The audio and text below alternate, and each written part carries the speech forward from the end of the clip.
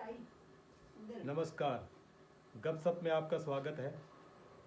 आज मैं इस प्रोग्राम के माध्यम से आपको मिलवाना चाहता हूं हमारे बड़े भाई आदरणीय जोरावर सिंह पटियाल जी से, जो किसी परिचय का मोहताज नहीं है।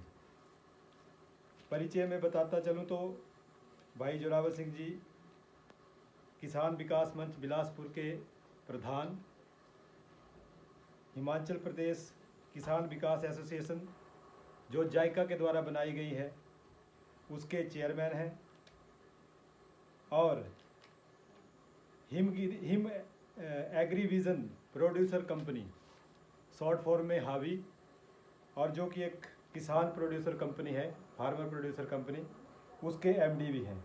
साथ में दधोल कोऑपरेटिव सोसाइटी के अध्यक्ष भी हैं। भाई आपका गपशप में बहुत बहुत स्वागत है, हार्दिक अभिनंदन। धन्यवाद विनोद जी। सबसे पहले मैं आपसे ये जानना चाहता हूँ कि ये जो केवीए है या किसान विकास एसोसिएशन है जो जायका के द्वारा बनाई गई है, इसका सफ़र आपका कहाँ से शुरू हुआ? विनोद जी धन्यवाद। आपके सभी श्रोताओं को मेरा नमस्कार।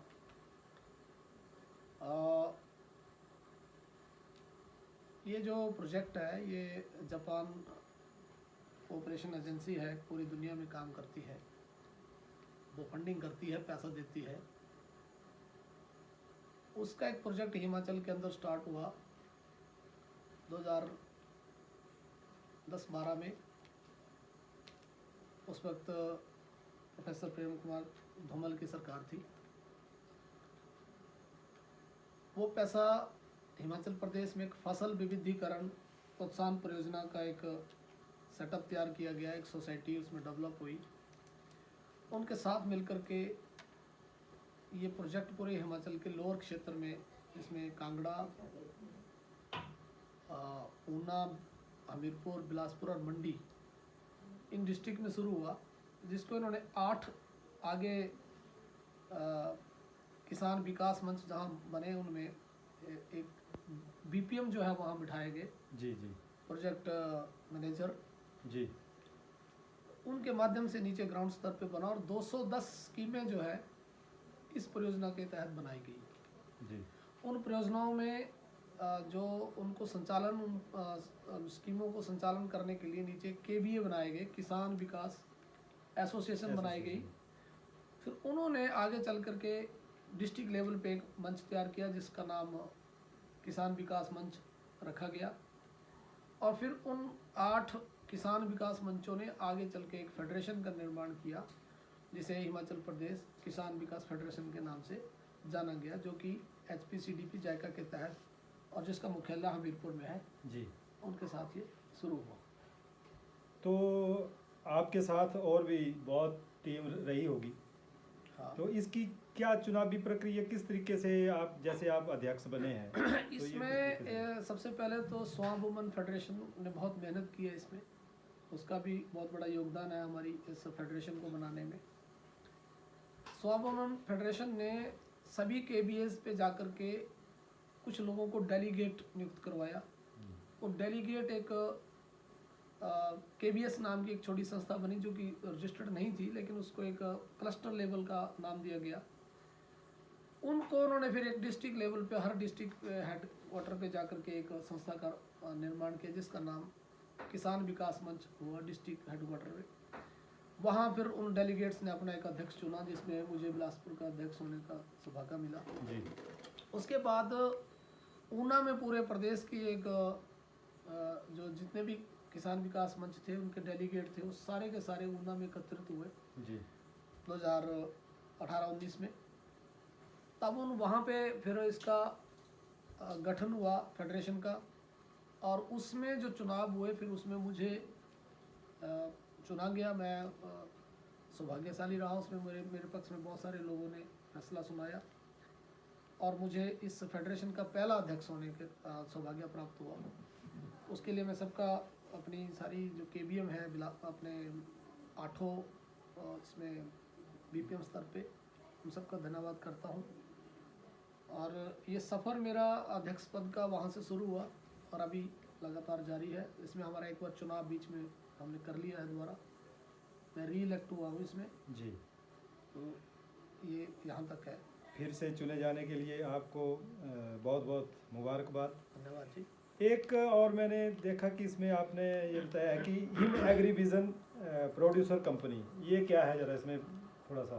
देखो, एक तो हमारी जो फेडरेशन है और जो किसान विकास मंच है, ये एनजीओ एक्ट के तहत रजिस्टर्ड हुए हैं जी। क्योंकि ये किसानों को लाभ नहीं देते हैं, ये किसानों की हेल्प करने के लिए बनाए गए हैं। इसमें किसी भी तरह का लाभ वाला पद नहीं है, ये नो लॉस नो प्रॉफिट के हिसाब से काम करती हैं। मतलब कि इनमें से कोई भी फार्मर बॉडी या फार्मर का जो व्यक्ति इसमें जुड़ा हुआ है उसको प्रॉफिट नहीं मिलता है। तो किसानों को प्रॉफिट के लिए एक कंपनी बनाई गई जिसको कहा गया Him Agrivision producer company limited. जी। ये फार्मर प्रोड्यूसर कंपनी है, एफपीसी है। इस एफपीसी के माध्यम से किसानों को शेयर दिए गए।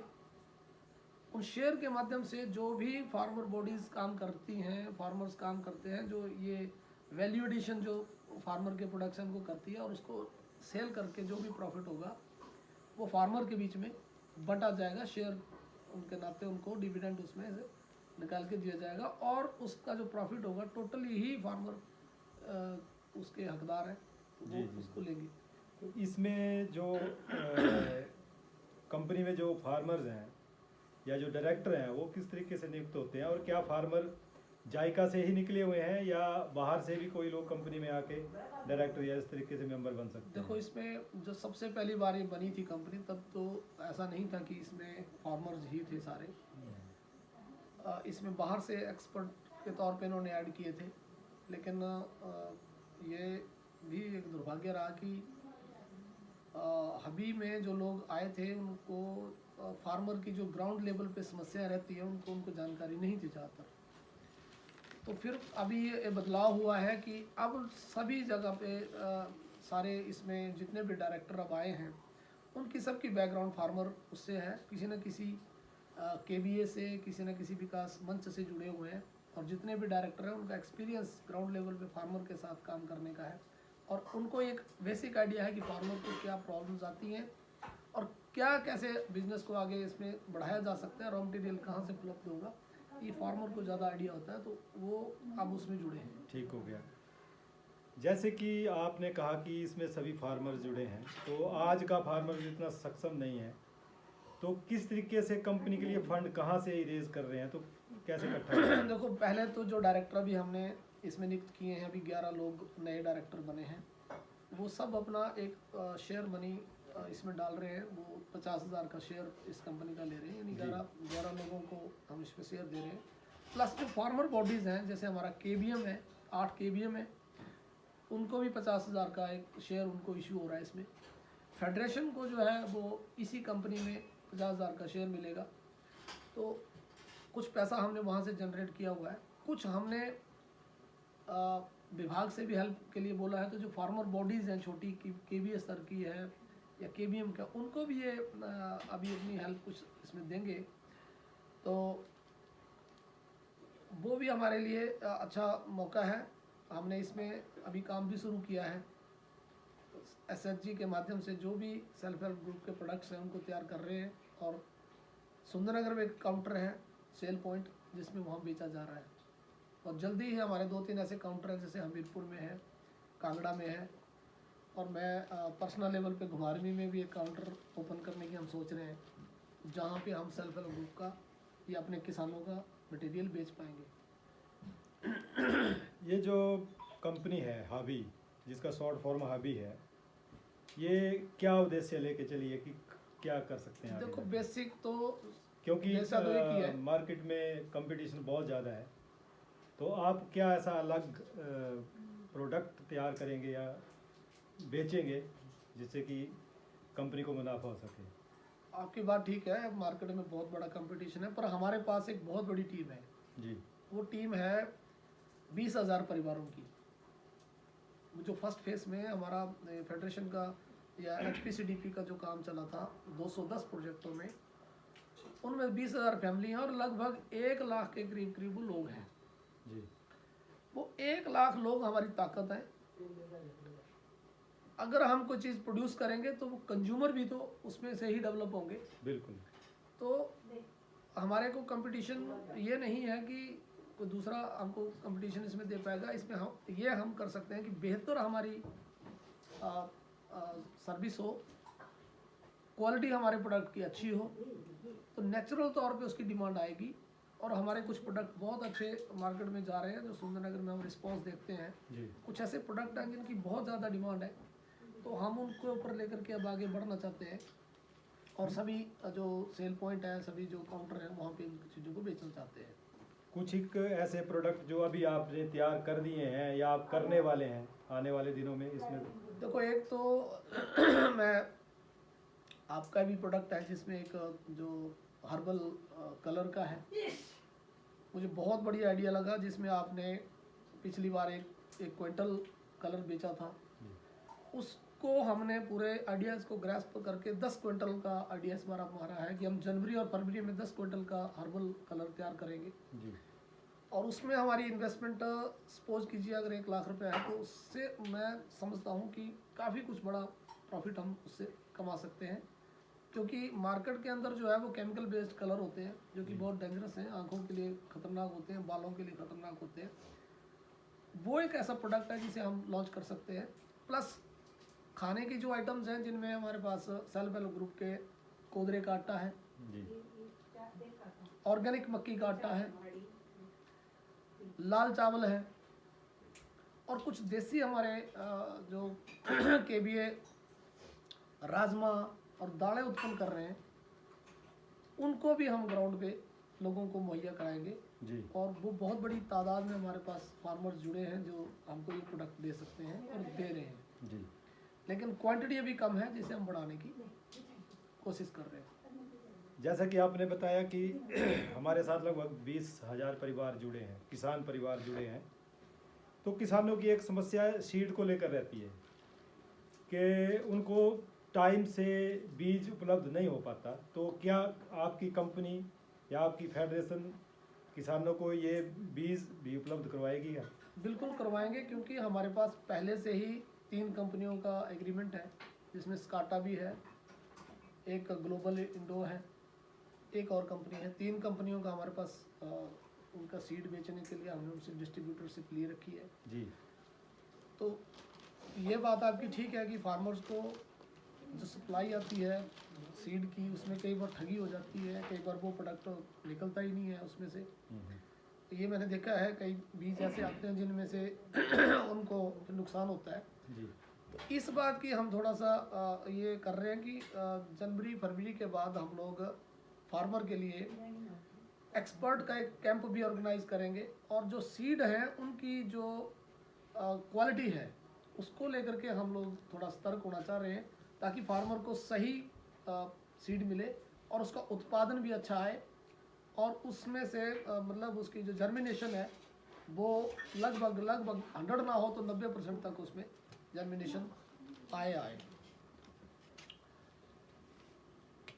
तो ये सीड के बारे में हम जरूर विचार कर रहे हैं, और जनवरी फरवरी के बाद इसके ऊपर हम जरूर जाएंगे। इसके अलावा और भी किसानों की ज़रूरत होती है, जैसे एग्रीकल्चर इक्विपमेंट है, आजकल वीडर हैं। तो क्या कंपनी के पास ऐसे कुछ ये है कि वो ये इक्विपमेंट भी उपलब्ध करवाएं किसानों को? देखो, इसमें सबसे बड़ी बात होती है कि पहले से ही प्रोजेक्ट ने हमारे सभी सब प्रोजेक्ट पे बहुत सारे इक्विपमेंट्स दे दिए हैं, मशीनरी दे रखी है। सेल्फ हेल्प ग्रुप को कुछ वेट ग्राइंडर्स हैं, दूसरे हल्दी की पिसाई के लिए भी दे रखा है मशीनें, और कुछ 1-2 जगह पे हमारे वो जूस निकालने वाली जो मशीन है मल्टी प्रो जो है वो भी दी गई है, लेकिन अभी तक उसका उपयोग सही ढंग से नहीं हो पाया है। अब इस अगले सेशन में हम लोग अगले 6 महीने में उस सारी मशीनरी को एक बार रीएक्टिवेट करके उनसे क्या क्या प्रोडक्ट बनाए जा सकते हैं, उसके ऊपर भी हम एक हमारी थॉट प्रोसेस चली हुई है, और इसको हम जल्दी ही फाइनलाइज करके आपको इसमें रिजल्ट हमारे दिखेंगे। जी। क्योंकि आपने बताया कि आपकी जो एसोसिएशंस हैं, फेडरेशन जो है वो फेज़ 1 से जुड़ी हैं जी। तो अभी जायका फेज़ 2 चल रहा है। तो क्या विभाग का साथ फेस 1 के जो संगठन है या फार्मर्स हैं उनको मिल रहा है? बिल्कुल हाँ, विभाग उनके उनको सपोर्ट कर रहा है। और एक सस्टेनेबल स्पोर्ट जो है अभी रिसेंटली ही विभाग ने बताया कि भाई बहुत सारे जो एक्टिव फार्मर हैं, एक्टिव ग्रुप है, उनको मिलेगी। तो हमारा कोशिश रहेगी कि जो फार्मर ग्रुप केबीए जो है एक्टिव हैं, काम कर रहे हैं, जहाँ से प्रोडक्शन आ रही है, रॉ मटेरियल निकलेगा, तो उन तक वो ज़रूर पहुँचे और वहाँ से फिर वो हमारे को सेल्फ हेल्प ग्रुप के माध्यम से भी ये कुछ प्रोड्यूस तैयार हो सकते हैं, वो हमको दें। ठीक है। एक लास्ट क्वेश्चन, आप अपने साथ जो जुड़े हुए 20,000 परिवार हैं, 2 लाख किसान हैं, उनके लिए कोई संदेश या उनके लिए कुछ और कहना चाहते हैं? मेरा एक ही संदेश है कि सरकार ने बहुत बड़ी राशि जो है वो इन सब प्रोजेक्ट पे खर्च की है। तो एक हमारी ड्यूटी बनती है, मॉरल ड्यूटी है कि हम कुछ ना कुछ करें।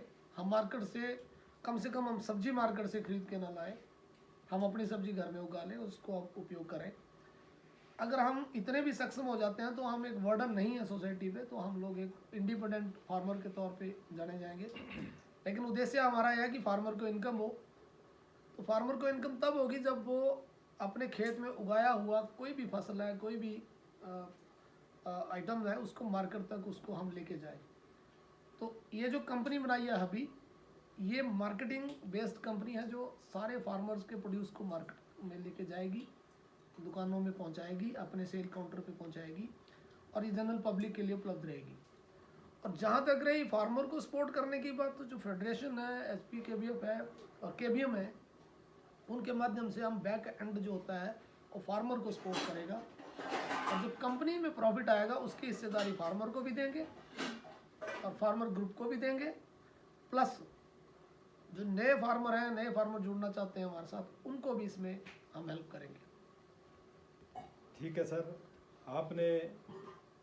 हमने जो आज सब्जेक्ट लिया था किसान और एग्रीकल्चर, उसमें जितनी बातें की जाए, जितना उसको कुरेदा जाए उतना कम है। लेकिन क्योंकि समय का अभाव है, आपने अपना कीमती समय दिया सर, उसके लिए बहुत बहुत आपका धन्यवाद। गपशप में आगे फिर भविष्य में जब कोई डेवलपमेंट होगी तो इनके साथ फिर बात करेंगे। अभी तक के लिए इतना ही। जय हिंद, नमस्कार। नमस्कार।